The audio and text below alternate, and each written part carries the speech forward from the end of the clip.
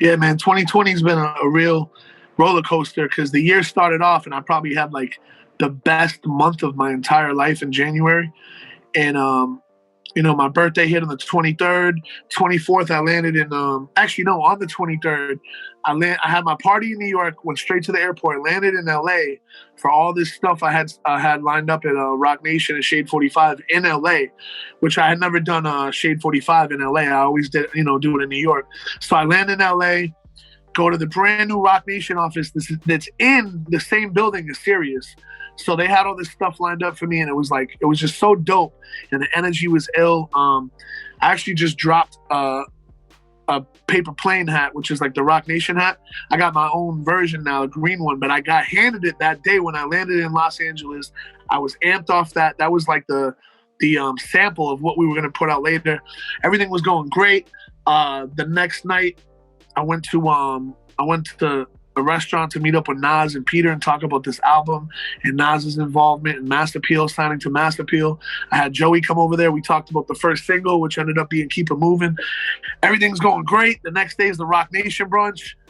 That went incredible. That night we went to all these Grammy parties. Everything's going smooth. And then the next day, Kobe Bryant died, man. And it was like like everything just halted. And then like the energy of the world changed, man. And I remember the next week was the Super Bowl, and I went to Miami, and I just wasn't with it. I wasn't feeling the vibes, man. I think I actually had COVID then. Later on, I did the antibodies test, and I found out that my whole family got it.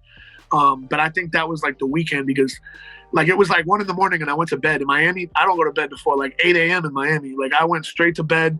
I came back to Brooklyn before the Super Bowl even happened. I didn't even tell nobody. I just dipped. And then I got back and the year just slowly started to fall apart. And there was word around that COVID was coming, it was going to get bad, and New York shut down, mid-March. And it's not that I think, it's a fact that New York went through it worse than anywhere for the first half of the year. Like we had like the majority of cases, majority of deaths, all that. And everybody stayed in the house, like literally for the first month and a half, 2 months of it. And, it was a real change of life, man. Like literally, I didn't go to the studio for a month and a half. Being with my kid every day, which was part of the silver lining. I loved it. I was with her nonstop. The school shut down before everywhere else.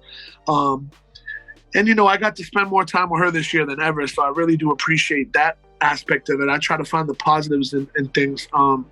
But being at home and going stir crazy, and me and her mom, just that didn't work for that long. Like it was like we went through a lot this year. And this album, like I thought I was gonna have this out in May, maybe June, and everything got dragged out. I mean, I'm not, trust me, I'm just explaining my experience. I know a lot of other people went through a lot worse. I definitely learned a new appreciation for just, time and mental health and all kinds of stuff this year. It's like The Balancing Act was the name of the album way before any of this happened. I had that title for almost 2 years now. And this whole year got